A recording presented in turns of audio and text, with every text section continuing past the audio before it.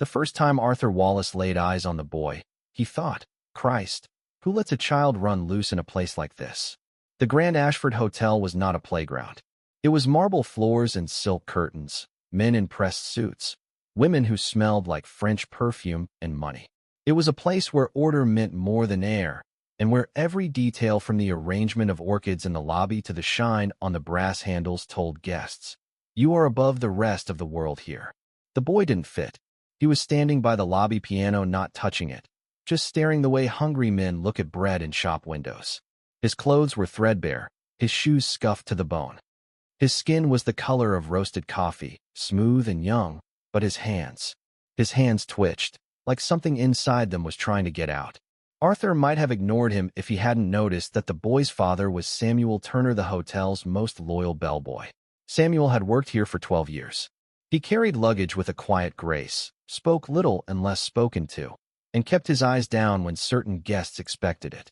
He was the sort of man you barely noticed, which, for a black man working in a place like the Grand Ashford in 1938 New York, was how you survived.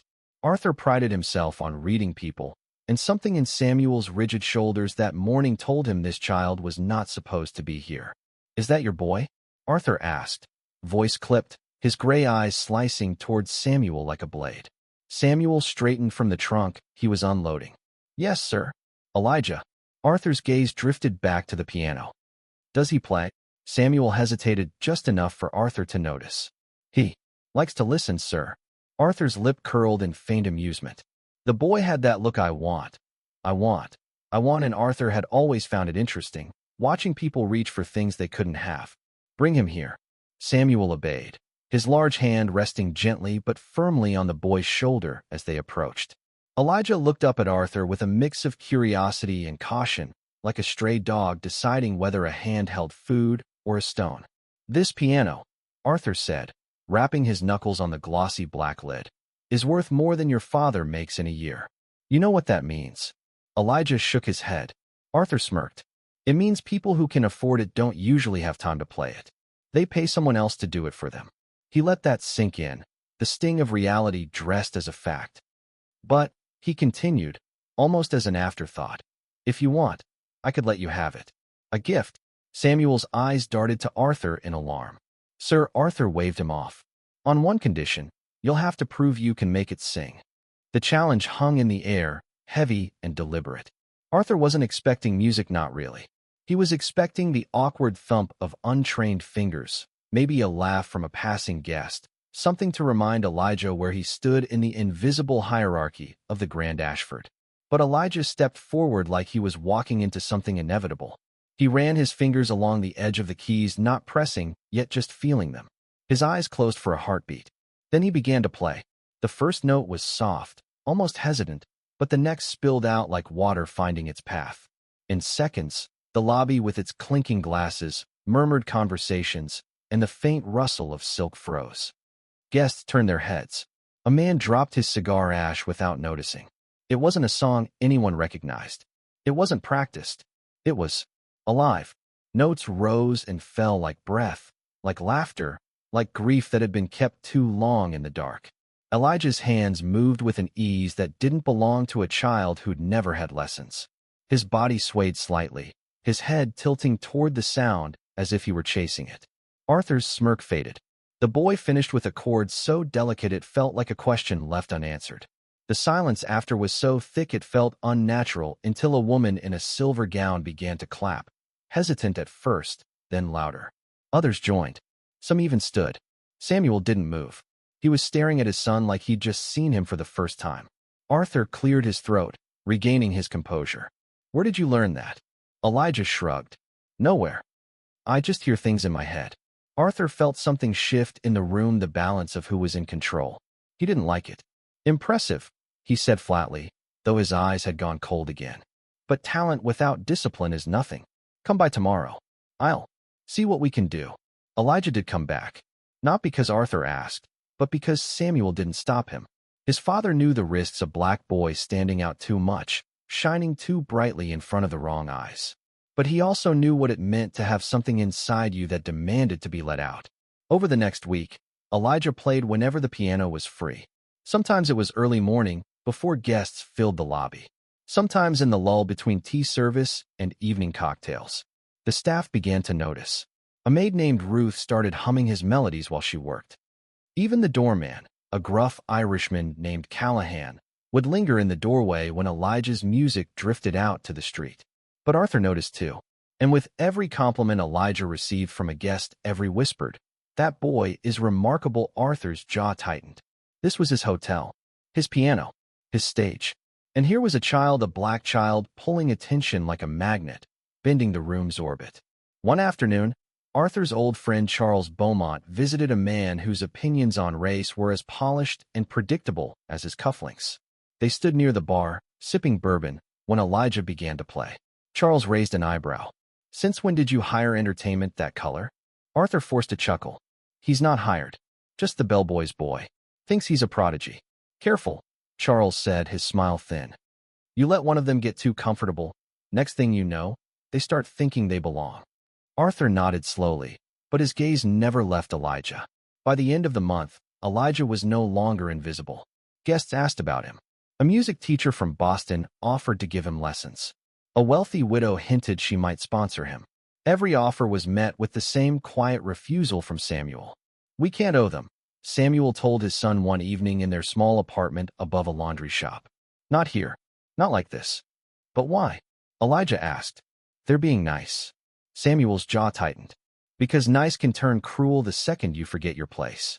What neither Samuel nor Elijah knew was that Arthur had already decided on a plan. A gesture that would look generous to everyone, something to cement his own reputation as a patron of the arts while keeping control over the boy's fate. He would give Elijah the piano. Not literally. Of course, the boy's family couldn't fit it in their home. But he would make a show of offering it. The kind of public act that would get a write-up in the society pages, make Arthur look like a benevolent figure lifting the poor, while ensuring Elijah's talent remained tethered to the Grand Ashford. Arthur Wallace was a man who understood the value of spectacle. When he decided to make the offer, it wasn't just about the piano. It was about the moment, the audience, the lighting, the subtle arrangement of witnesses who would carry the story beyond the walls of the Grand Ashford.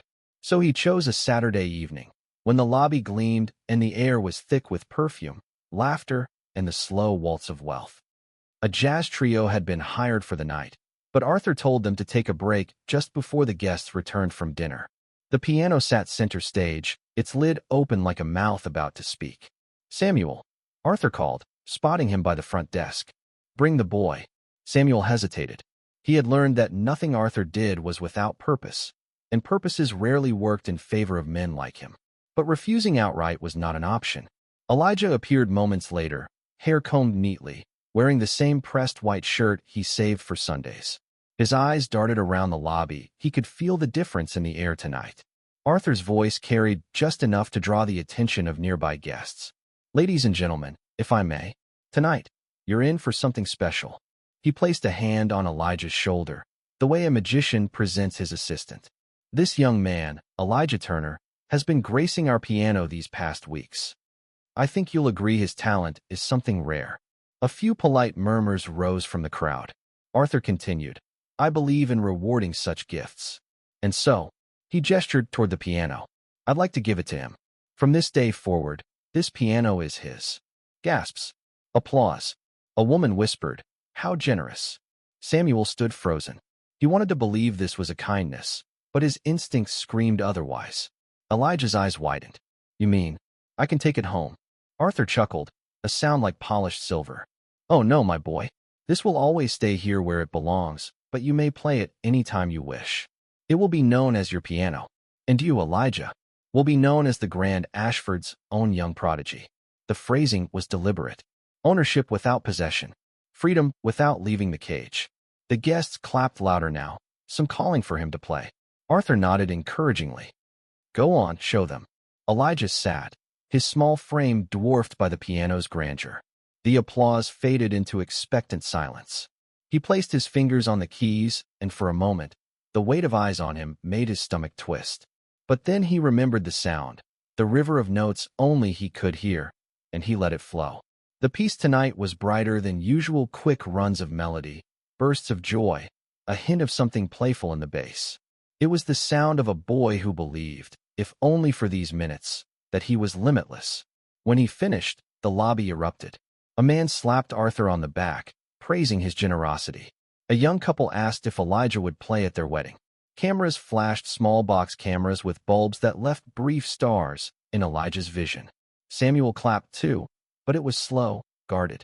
Later, after the crowd dispersed, Arthur called Samuel into his office. The walls here were lined with photographs of Arthur shaking hands with politicians, celebrities, and men who ran banks. "You should be proud," Arthur said, pouring himself a drink. "Your boy's going to make this place famous." Samuel stood rigid. "With respect, sir, I don't want him to be yours." Arthur smiled faintly. "He isn't mine. He's a symbol. People love a good story." The talented Negro boy who rose from the service staff to captivate the wealthy elite. It makes them feel progressive without costing them anything. Samuel's hands curled into fists. "It costs him, sir. It costs him more than you understand." Arthur took a slow sip, eyes never leaving Samuel's. "I understand perfectly. And I also understand that opportunities for boys like Elijah don't come along twice. Unless you'd rather he spend his life carrying trunks like his father?" Samuel said nothing. Because the truth was, he wanted more for his son, more than this hotel, more than the unspoken rules that chained them. But he also knew that everything Arthur gave came with a hook buried deep. In the weeks that followed, Elijah's life changed. Guests requested him by name. Tips were slipped into his hand, not much, but more than Samuel earned in days of work. A music critic from the New York Herald wrote a small column calling him a remarkable young talent discovered in the gilded halls of the Grand Ashford. But with attention came boundaries. Arthur began dictating when Elijah could play, what he could perform. Ragtime, popular standards, light classics, nothing too complicated or too foreign. When Elijah once played a piece he had composed himself, Arthur pulled him aside afterward. "Stick to what people recognize," Arthur said. "They're here to be entertained, not challenged." It was said kindly, with a smile, but Elijah felt it like a leash snapping tight. One evening, after the guests had gone, Elijah sat at the piano in the empty lobby. His fingers drifted into a melody he'd been building in his head for weeks, something wild, full of strange harmonies, nothing like the safe tunes Arthur preferred. He was so lost in it that he didn't hear the footsteps until a voice cut through the air. "Beautiful," said a woman standing by the columns. She was in her 30s, wearing a deep blue dress and a hat with a small veil. She introduced herself as Claire Whitmore, a pianist who had performed in Europe before returning to New York. "Who taught you?" she asked after listening a while. "No one," Elijah said. "I just hear things." She smiled. "Then you're the rare kind. You don't just play music, you are music." Before leaving, she handed him a card. "If you ever want real lessons, call me. I don't care what anyone here says." Elijah tucked the card into his pocket like it was gold. But Arthur found it the next day. He turned it over in his hands, then set it on his desk. "She's trouble," he said flatly. "Musicians like her don't care about you. They care about using you to make a name for themselves." Elijah's voice was small. "She just wants to teach me." Arthur leaned forward. "And I'm telling you everything you need, you'll get here. This is your home. This is where you belong." The words echoed something Samuel had once said, not as a promise, but as a warning. That night, Samuel and Elijah sat in their cramped kitchen. The card lay on the table between them. "She's offering me a chance," Elijah said. "A real one." Samuel rubbed his face. "Son, you don't understand the games these people play. Arthur owns that piano, and as long as he does, he owns you. If you go behind his back, I'm not his." Elijah snapped, louder than he meant. "I'm not anybody's." Samuel's eyes softened with something between pride and fear. "That's what I want for you. But wanting it and getting it, those are different roads." The decision came a week later, on a night when a storm rolled in from the harbor. Rain lashed the windows, the lobby nearly empty. Arthur was away at a dinner function uptown. Claire came in, shaking off her umbrella. She smiled at Elijah. "No audience tonight. Play for me." He did. Not the safe songs, his songs. Music that burned and ached, that sounded like freedom and hunger and the kind of joy you can't fake. Claire listened, eyes closed, until the last note faded. "You're ready," she said. "I can get you an audition at the conservatory. You'll have to leave this place, but you'll be free." Those words, "you'll be free," rang louder than the rain. When Arthur returned later that night, The lobby was silent. The piano bench was empty. On top of the piano sat a folded note in Elijah's handwriting. It read, "Thank you for the piano. But music isn't meant to live in one place." Arthur stared at it for a long time. Outside, the storm broke, leaving the city washed in new. And somewhere across town, in a small apartment with a second-hand upright, Elijah was already playing again, not for tips, not for applause, but for the simple truth that the sound in his head was finally his to follow. Arthur Wallace was not a man accustomed to being defied. For years, the Grand Ashford had been his kingdom, and everyone in it from the bellhops to the bankers knew their place. That Elijah Turner had walked out, not with permission but with a choice of his own, was more than an inconvenience. It was a public insult. The newspaper made it worse. 2 days after Elijah vanished, the New York Herald ran a story. "Young prodigy leaves Grand Ashford for musical training."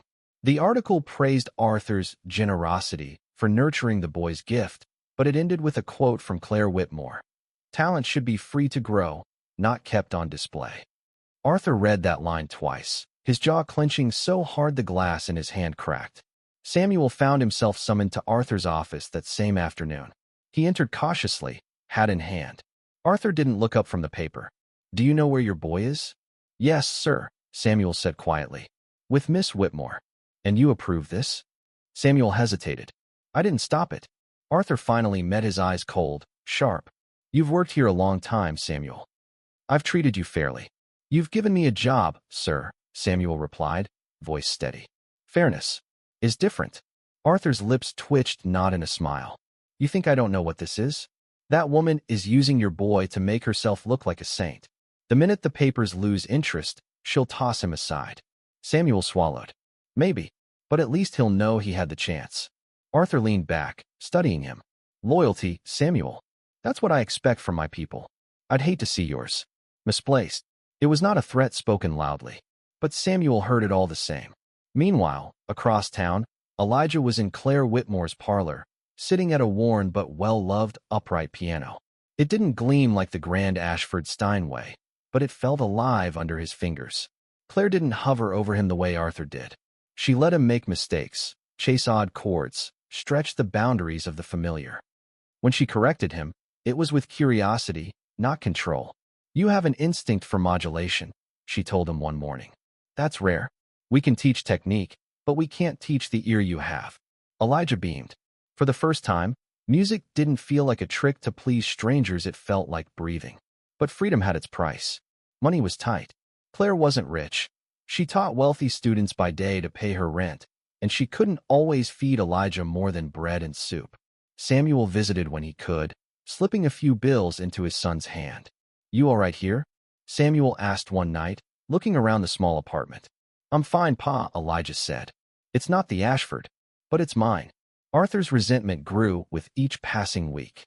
Guests at the Grand Ashford began asking about the prodigy, and when they learned he was gone, some expressed disappointment. One society columnist even hinted that Arthur had failed to retain the jewel in his crown. That stung. So Arthur began a quiet campaign. He called in favors with friends in the press, hinting that Elijah's departure was due to a lack of discipline and unsuitable influences. Articles began to appear painting Claire as a radical, an unstable artist luring a naive boy into the uncertainties of the city. It worked. Invitations for Elijah to play at certain events dried up. Some patrons who had once offered lessons or sponsorships withdrew politely. Claire was furious. "This is him," she told Elijah. "He's trying to make you crawl back." Elijah's pride flared. "Then I'll just play better. They can't ignore me if I'm good enough." One evening, a man approached Elijah after a small recital in a Harlem club. He introduced himself as Thomas Green, a composer who had once toured with Duke Ellington. "You've got something, kid," Green said. "But you need a stage. I can get you into the Spring Street showcase. Big crowd, agents, record men. The works." Elijah's heart pounded. This could be at the break that made him more than just the boy from the hotel. Claire hesitated. "It's a tough scene," she warned. "Not everyone there is looking out for your best interests." But Elijah was set. "I have to try." The showcase night was electric. The club pulsed with chatter, cigarette smoke curling toward the rafters. Elijah's turn came late. By then, the audience had heard a dozen acts, some brilliant, some forgettable. He sat at the piano and took a deep breath. Then, instead of launching into something safe, he played one of his own pieces, a storm of syncopation, blues runs, and sudden, aching pauses. By the time he hit the final chord, the room erupted. People whistled, clapped, stomped their feet. Green slapped him on the back. "Kid, you're in." The next morning, Samuel showed up at Claire's door with the paper in his hand. On page 3 was a glowing review of the showcase and a photograph of Elijah mid-performance. But beside it was another piece, a short column in the Times written by Arthur Wallace himself. "While I am proud of the young man I once mentored, I fear he is being led into venues that do not honor the refinement of his gift. Talent thrives with guidance. Without it, it risks being squandered." It was masterful, not an attack, but a subtle dismissal, planting doubt in the minds of anyone who might consider helping Elijah further. Claire slammed the paper down. "This man won't stop until he owns the story of you, Elijah. Even now, he's making himself the hero in your life." Elijah sat silently, anger boiling in his chest. He thought about the piano in the grand Ashford lobby, the one that was his, but never really his. He thought about the smiles that hid barbs, the applause that felt like a caged door closing. "I'm going back," he said finally. Claire's eyes widened. "What?" "Not to stay," Elijah said. "To take what's mine." 2 nights later, Elijah walked into the grand Ashford unannounced. The lobby was just as he remembered: polished floors, soft lamplight, the faint scent of cigars. The piano gleamed under the chandelier. Arthur was speaking with guests when he saw him. Surprise flickered across his face, quickly replaced by a cool smile. "Elijah," he said smoothly, "come back to play for us." Elijah stepped up to the piano. One last time. He sat and began to play, not ragtime, not polite classics, but the wildest, most unrestrained music he had ever made. It was a declaration, a rebellion, every note saying, "I am not yours." The lobby grew silent, the guests leaning forward, caught in the storm. When he finished, Elijah stood. "That's my piano now," he said quietly, "because my music made it worth listening to." Arthur's smile didn't waver, but his knuckles were white against the arm of his chair. Elijah turned and walked out, the sound of the final chord still hanging in the air. Outside, Samuel was waiting. "You ready to go home?" Elijah nodded. But this time, home didn't mean a building or a piano. It meant anywhere his music could live without chains. And somewhere deep in the grand Ashford, Arthur Wallace knew he had lost something he could never buy back. The night Elijah walked out of the grand Ashford for the second time, word spread faster than he expected. The Herald ran a photo the next morning, not of him leaving, but of him playing, hands caught mid-flight over the keys, expression fierce and unguarded. The headline read, "Young prodigy returns to Ashford, then walks away for good." The story painted him as a symbol of pride, of independence, of a new America where a black boy could stand up to the powerful. It was the kind of publicity Arthur Wallace hated most. 3 days later, Arthur fired Samuel. The excuse was downsizing, but they both knew better. Samuel accepted the envelope with his final pay in silence. He didn't give Arthur the satisfaction of anger. That night, father and son sat in their kitchen. Samuel looked tired, not from the loss of the job, but from the years of keeping his head down. "I'm sorry," Elijah said. Samuel shook his head. "Don't be. I carried bags so you wouldn't have to." Looks like it worked. The city's black press embraced Elijah's story. The Amsterdam News called him Harlem's own Mozart, and a youth group invited him to play at a charity concert. This time, there was no Arthur Wallace to dictate what he could or couldn't play. But the more attention Elijah got, the more pushback came from Arthur's circle. Anonymous letters arrived at Claire's door. "Stay in your place. Don't ruin the boy." Bookings for Elijah were sometimes canceled last minute, venues suddenly unavailable. It became clear Arthur's reach extended far beyond the hotel lobby. Claire sat him down one evening. "You can't fight him with talent alone. Men like that, they don't care if you're the best in the world. They care about keeping the world the way it is." "So what do I do?" Elijah asked. "You keep showing up. You play where they don't want you to. You make it so the story isn't about him anymore, it's about you." The charity concert was held in a converted church in Harlem. The pews were packed not with the jeweled and perfumed crowd of the Ashford, but with people who came to listen. Mothers with babies, old men in worn coats, kids who craned forward to see his fingers. Samuel stood in the back, arms folded, his presence steady as bedrock. Elijah played for nearly an hour, everything from spirituals to jazz improvisations to pieces he had written himself. His music was raw, joyful, aching, alive. When he finished, the crowd stood, clapping and shouting his name. Somewhere in the second row, a reporter scribbled furiously. The next day, the headline would read, "Prodigy plays for the people, no strings attached." Arthur saw that headline too, and for the first time, he realized the story had slipped entirely out of his control. Elijah was no longer the boy from the Ashford. He was Elijah Turner, musician, and the city knew him that way now. Still, Arthur had one card left. 2 weeks later, a representative from the Philharmonic knocked on Claire's door. They wanted Elijah to audition a real chance at a place in their youth program. It was prestigious, well-funded, and, as Elijah later learned, supported by donors who were close friends of Arthur Wallace. Claire was wary. "If this is his way of getting you back under his thumb, I'll go," Elijah said. "If I win it, it's because I earned it. If he tries to own me, I'll walk away again." Samuel met his eyes. "You know the risk." "I do," Elijah said. "But music's worth the risk." The audition was held in a cavernous hall, the judges seated at a long table. Arthur wasn't there, but Elijah could feel him, like a shadow at the edge of the stage. He began with a classical piece, precise and controlled. Then, without warning, he slid into one of his own compositions, a blend of everything he'd ever loved. The blues he'd heard in back alleys, the hymns from his grandmother's church, the restless jazz riffs that had kept him awake at night. When he finished, the room was silent for a heartbeat. Then the judges began to clap. Not politely, enthusiastically. One of them leaned forward. "You understand you'd be the first Negro admitted to this program?" "Yes, ma'am," Elijah said. "And you understand the attention that will bring?" "Yes, ma'am." She smiled. "Then welcome aboard." The news spread quickly. Elijah Turner, the bellboy's son, had made history.